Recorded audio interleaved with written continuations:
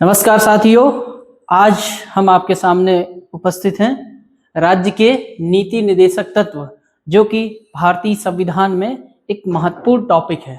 और ये BA, MA और आप जैसे अन्य एग्जाम की तैयारी करते हो, जैसे कंपटीशन में, तो जैसे पीएससी हो गया और स्टेट पीएससी हो गया, नेट हो गया, जेआरएफ हो गया और बीए एमए तो काम आएगा ही, है ना।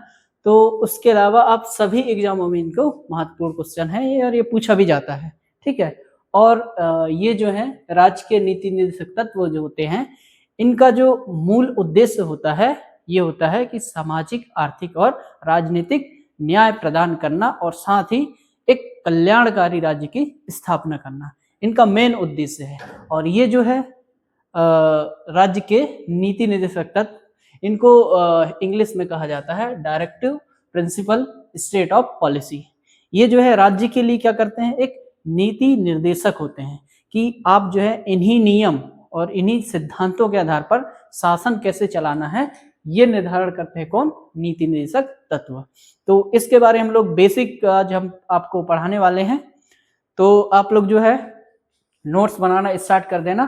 तो और ये जो है बीए फर्स्ट ईयर में जो है आपका ये 7th लेक्चर है, और इससे पहले मैंने 6 वीडियो और 7 वीडियो बना चुका हूँ, ठीक है, 7 वीडियो। तो आप लोग उनसे पहले उनको आप देख लेना और उसके बाद इसको स्टार्ट करना। तो क्योंकि आप सीरियल वाइज देखोगे तभी आपको समझ में आएगा, ठीक है। तो हम स्टार्ट करने वाले हैं आज राज्य के नीति निर्देशक तत्व। तो इससे पहले मैं आपको क्वेश्चन बता दूं कि इसमें किस टाइप से क्वेश्चन आपको पूछा जा सकता है एग्जाम में। तो जैसे कि इसमें क्वेश्चन आपको पूछा जा सकता है कि राज्य के नीति निर्देशक तत्वों के सिद्धांतों को समझाइए। तो आप जो है इसमें पूछा जाएगा आपको कि इनकी विशेषताएं, ठीक है, विशेषताएं, ठीक है, विशेषताओं को समझाइए, ठीक है।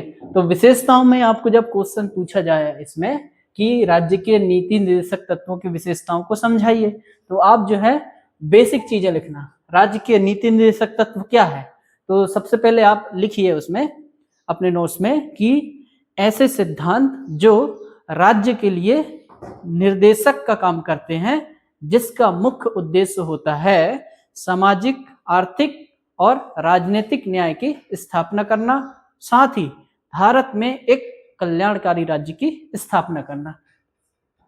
तो ये हो गए राज्य के नीति निर्देशक तत्व। तो मैंने बता दिया क्या है, ठीक है, क्या है, मैंने आपको परिभाषा बता दिया, ठीक। अब आपको पूछा जा रहा है कि इसके कहाँ से लिया गया है ना।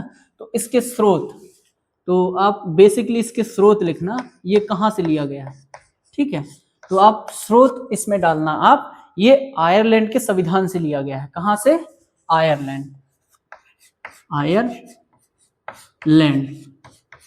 आयरलैंड के संविधान से लिया गया है, ठीक है। और ये कौन से भाग में है संविधान के, तो आप लिखना कि ये भाग 4 में है, 4 में, ठीक है। और उसके बाद हम लोग इसमें देखेंगे अनुच्छेद, अनुच्छेद कहाँ से कहाँ तक का है, तो ये जो है 36 से लेके 51 तक, कितना, 36 से लेके 51 तक राज्य के नीति निर्देशक तत्वों का प्रावधान है। तो हम लोग जो है इसमें जो है 36 से लेके 51 तक जितने भी आर्टिकल दिए गए हैं उसको हम लोग क्रम वाइज स्टार्ट करने वाले हैं। तो आप लोग जो है आप लोग लिखना स्टार्ट कर दीजिए, ठीक है। तो आप जो है इसमें ये दिया हुआ है, तो आप जो है बेसिक में यही लिखना कि मैंने बता दिया परिभाषा इसका। उसके बाद लिखना कि ये आयरलैंड के संविधान से लिया गया है, भाग संविधान के भाग 4 में है और अनुच्छेद 36 से 51 तक है। अब पूछा कुछ भी जाए आपको, लेकिन ये बेसिक आपको लिखना है, क्योंकि 12.5 नंबर जो आपका क्वेश्चन आता है बीए फर्स्ट ईयर वाले में, तो ये क्वेश्चन आपको कंफर्म में पूछा जाएगा। और एमए में भी जो भारत शासन उसकी राजनीति है, तो उसमें भी आपको ये पूछा गया है और पूछा भी जाता है। तो आप ये बेसिक आप समझ लीजिए, ठीक है। और अब हम स्टार्ट करते हैं अनुच्छेद 36, ठीक। तो अनुच्छेद 36 में क्या है, इसमें है राज्य की परिभाषा।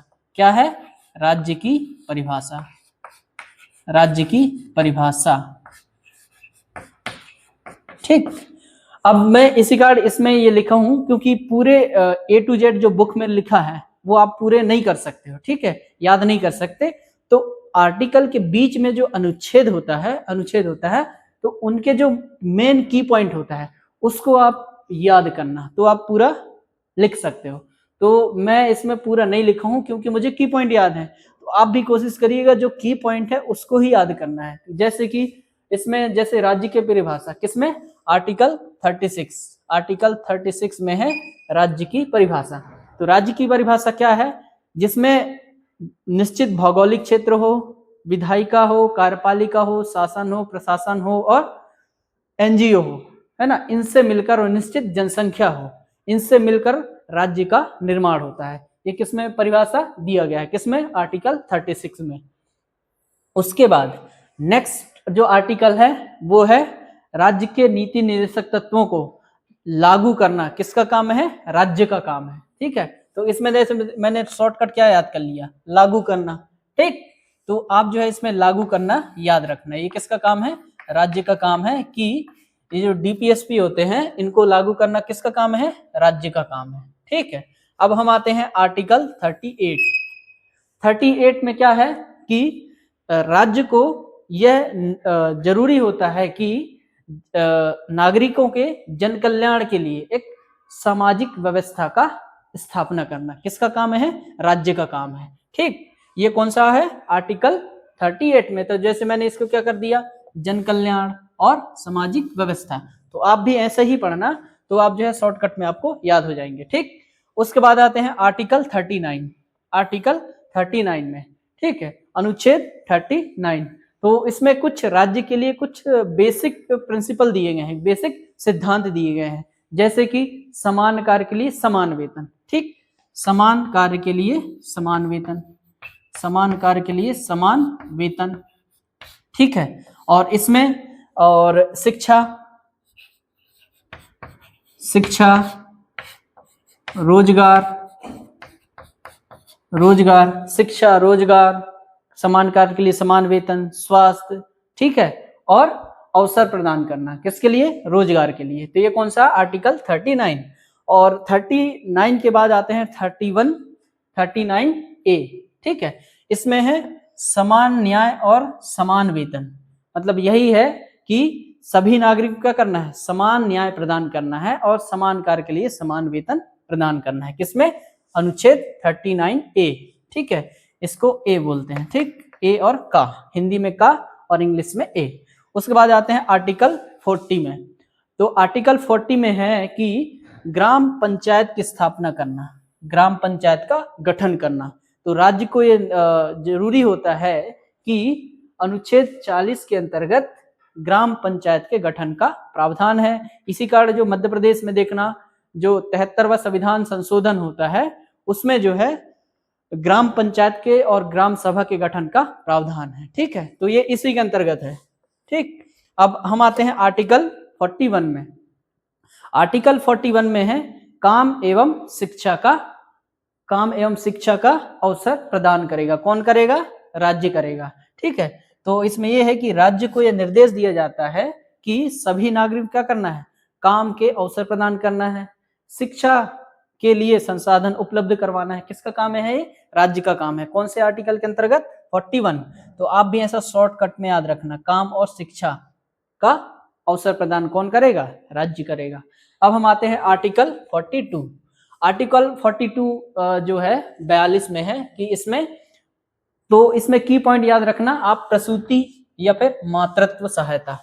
ठीक है, प्रसूति व मातृत्व सहायता मतलब यही है कि जैसे कोई गर्भवती महिला है, अगर उनको इस स्थिति में गर्भवती हैं, इस स्थिति में सरकार के द्वारा उनको क्या प्रदान किया जाता है, जैसे अवकाश प्रदान किया जाता है और उनको कुछ विशेष सुविधाएं प्रदान की जाती हैं। ये भी किसका काम है, राज्य का काम है।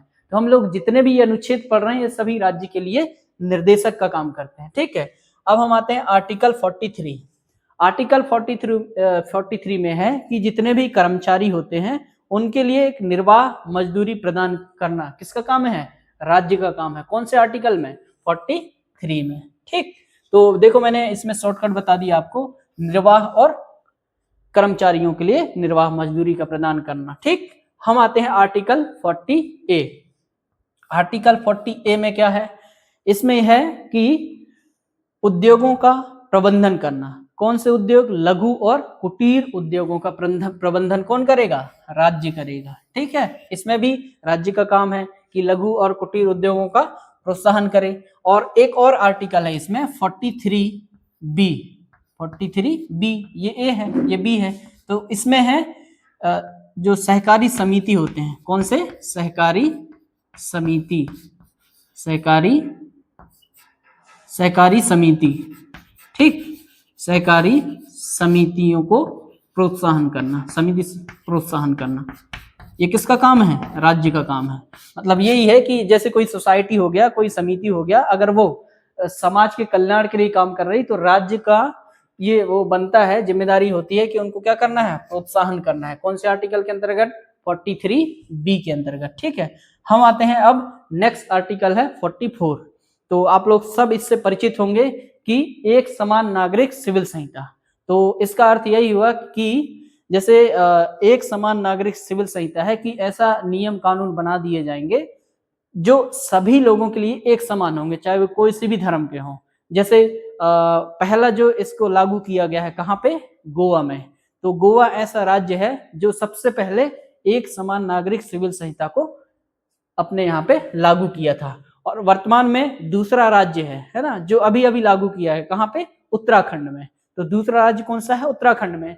तो इसी को लेके बहुत सारे विवाद भी होते हैं। ठीक है, तो ये क्या है? एक समान नागरिक सिविल संहिता, नागरिक सिविल संहिता, सिविल संहिता। ठीक है, तो ये हो गया आपका आर्टिकल 44 में। ठीक है, तो पहला राज्य कौन सा था? गोवा था, और दूसरा राज्य उत्तराखंड। अब हम आते हैं आर्टिकल 45 में। आर्टिकल 45, अनुच्छेद 45 में ये है कि 0 से 6 वर्ष के बच्चों को निःशुल्क शिक्षा का कौन प्रदान करेगा? राज्य प्रदान करेगा। 0 से 6 वर्ष के बच्चों को शिक्षा प्रदान करना किसका काम है? राज्य का काम है।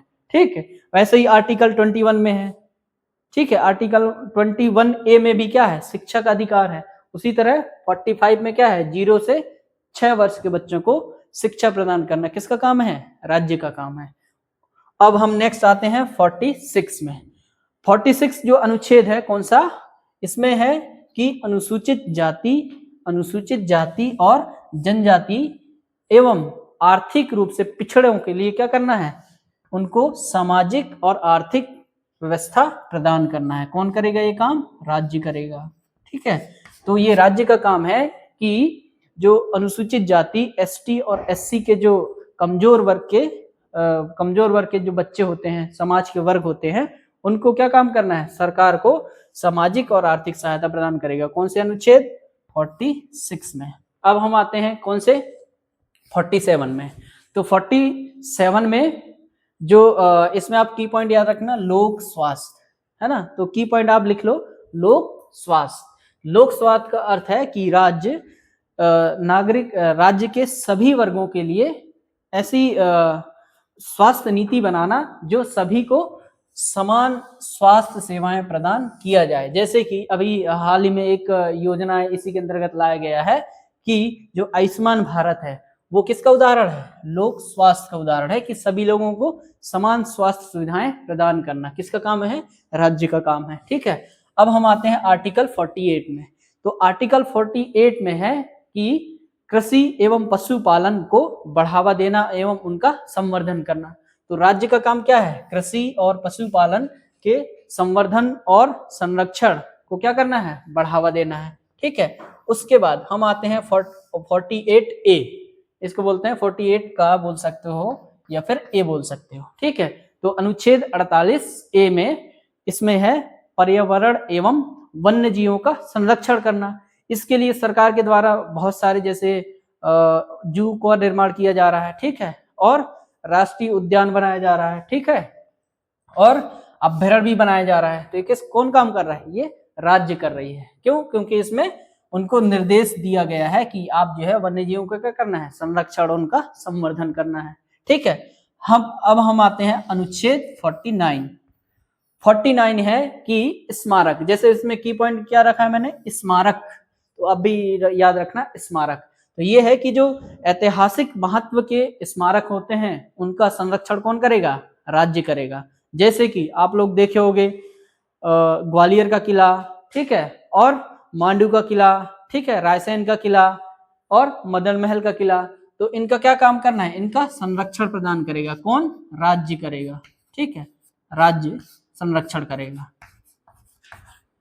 ठीक है। तो ये काम क्यों कौन करेगा, राज्य करेगा। अब हम आते हैं अनुच्छेद 50 में। अनुच्छेद 50 में आप की पॉइंट याद रखना, पृथक्करण, क्या याद रखना, पृथक्करण। तो किसका पृथक्करण, न्यायपालिका और विधायिका का पृथक्करण, न्यायपालिका और विधायिका का पृथक्करण। मतलब ये है कि ये दोनों, न्यायपालिका और कार्यपालिका, एक दूसरे के काम में हस्तक्षेप नहीं करेंगे। कौन से आर्टिकल में है, ये है अनुच्छेद 50 में। अब हम आते हैं अनुच्छेद 51। अनुच्छेद 51 में है कि अंतरराष्ट्रीय शांति और सुरक्षा की अभिवृद्धि करना। ये किसका काम है, राज्य का काम है, ठीक है। तो अंतरराष्ट्रीय शांति और सुरक्षा की अभिवृद्धि करना, ये किसका काम है, राज्य का काम है।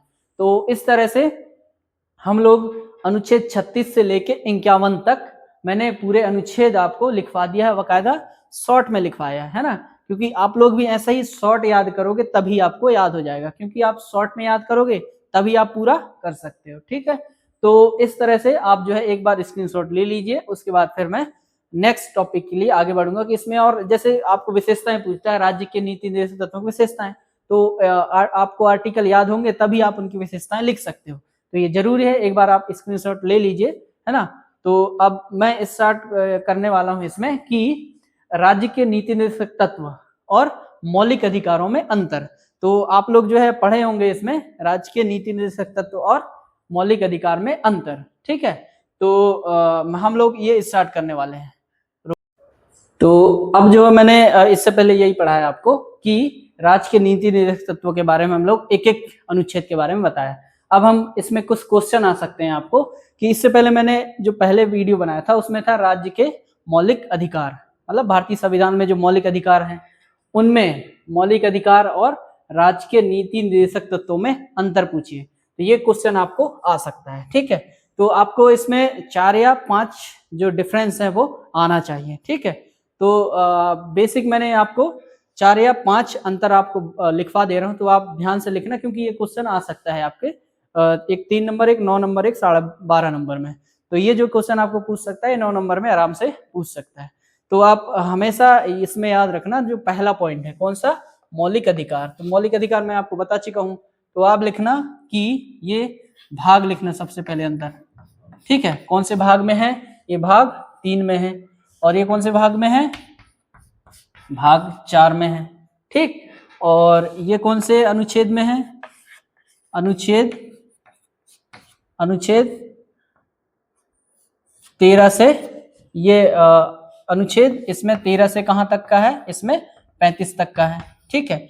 अब इसमें आप अनुच्छेद लिखना, ये अनुच्छेद कहां से कहां तक का है, ये जो है 36 से 51 तक का है, ठीक है।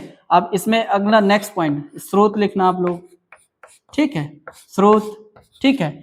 ये अमेरिका से लिया गया है, ठीक है, अमेरिका के संविधान से लिया गया है। और ये कहां से लिया गया है, ये लिया गया है आयरलैंड के संविधान से। कहां से, आयरलैंड के संविधान से लिया गया है। तो 3 अंतर हो गए, और एक और अंतर लिख लो, ये, ठीक है। ये सकारात्मक होते हैं, क्या होते हैं, सकारात्मक, ठीक है। और ये क्या होते हैं, नकारात्मक, ये होते हैं नकारात्मक, ठीक। अब 5वां पॉइंट आप लिखना, ये सकारात्मक, ये नकारात्मक। अब नेक्स्ट लिखना, ये जो है न्यायोचित होते हैं, न्यायोचित, ये होते हैं न्यायोचित, और ये होते हैं गैर न्यायोचित, गैर न्यायोचित। इसका अर्थ होता है कि जैसे आप लोग कंफ्यूज हो रहे हैं न्यायोचित और गैर न्यायोचित में, तो न्यायोचित मतलब होता है कि इसको सर्वोच्च न्यायालय द्वारा इसका क्या कर सकती है, व्याख्या कर सकती है, ठीक है, और इसकी व्याख्या नहीं कर सकती। मतलब इसका यही है कि राज्य के नीति निर्देशक तत्वों को लागू करने के लिए न्यायालय में अपील नहीं की जा सकती, और न्यायालय द्वारा इनको लागू करने के निर्देश नहीं दिए जा सकते, बल्कि जो मूल अधिकार है इनको क्या कर सकती है, न्यायालय में इसको अपील दायर की सकती है कि आपके अधिकारों का उल्लंघन हुआ है तो आप सर्वोच्च न्यायालय में अपील कर सकते हैं। ठीक है, और ये जो है इनका उद्देश्य ठीक है, ये है नागरिकों के अधिकारों की सुरक्षा।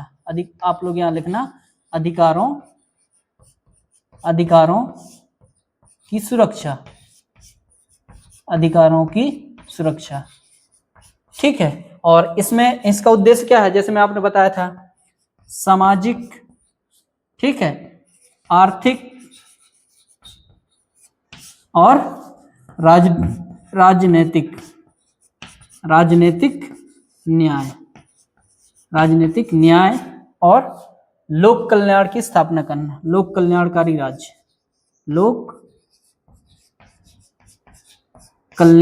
राज्य। ठीक है, तो मैंने आपको देखो 6 आपको लिखवा दिया। ठीक है, 6 अंतर आपको लिखवा दिया कि भाग, अनुच्छेद, स्रोत, सकारात्मक, न्यायोचित और अधिकारों की सुरक्षा।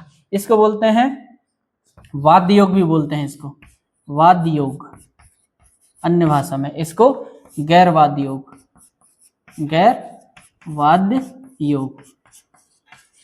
ठीक है, तो इस तरह से राज्य के नीति निर्देशक तत्व और मौलिक अधिकारों में अंतर आपको मैंने बता चुका हूं। तो अब जो है इससे कोई बाहर आपसे क्वेश्चन नहीं जा सकता। तो आप लोग जो है राज्य के नीति निर्देशक तत्वों के महत्व और विशेषताएं पूछे तो जो आपको जो आर्टिकल हैं उनको आपको याद करके लिखना है उसमें, और जरूरी नहीं कि आप सीक्वेंस वाइज याद रखो, लेकिन सीक्वेंस वाइज याद रहेगा तो और अच्छा रहेगा। और इसमें आपको ये पूछा जा सकता है कि मौलिक अधिकार और राज्य के नीति निर्देशक तत्वों को समझाइए, अंतर बताइए। तो इनमें आप जो है आपको 6 अंतर मैंने आपको बता चुका हूं कि आप बेसिक डिफरेंस है। ठीक है, तो इस तरह से ये फर्स्ट ईयर का जो टॉपिक है उसमें प्रथम यूनिट है, भारतीय संविधान वाला पेपर है, तो उसका ये आपका जो है 9वां लेक्चर है। ठीक है, तो आप इससे पहले जो वीडियो बने उनको भी कंटिन्यू आप देखना, तभी आपको समझ में आएगा।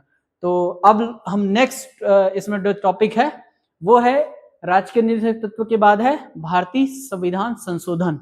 तो संविधान संशोधन कैसे होते हैं, तो आप जो है इस वीडियो के साथ बने रहिए, और जब हम नेक्स्ट वीडियो में आएंगे कौन से, संविधान संशोधन। ठीक है, तो अगर आपको ये वीडियो पसंद आए तो आप लाइक और YouTube चैनल को सब्सक्राइब करना और अपने साथियों को शेयर जरूर करना। बहुत बहुत धन्यवाद।